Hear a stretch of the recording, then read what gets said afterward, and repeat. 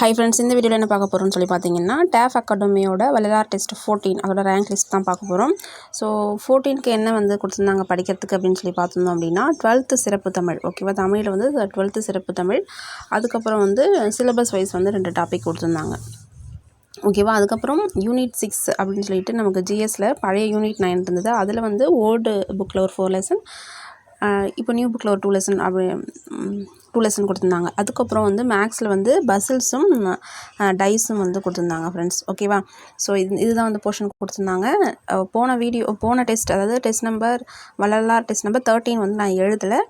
So அதனால தான் வந்து நான் வீடியோ போடலை ஃப்ரெண்ட்ஸ். ஓகேவா, அதுக்கு முன்னாடி நான் 12 போட்டிருந்தேன். டெஸ்ட் நம்பர் 12ஓட வீடியோ மார்க்கும் ரேங்க் லிஸ்ட்டும் போட்டிருந்தேன். அதில் வந்து 2 பேர் கமெண்ட் பண்ணியிருந்தாங்க, எப்படி படிக்கிறீங்கன்னு சொல்லுங்கள் சிஸ்டர், எங்களுக்கு யூஸ்ஃபுல்லாக இருக்கும் அப்படின்னு சொல்லியிருந்தீங்க. ஸோ அதுக்கப்புறம் நான் வீடியோ போடல.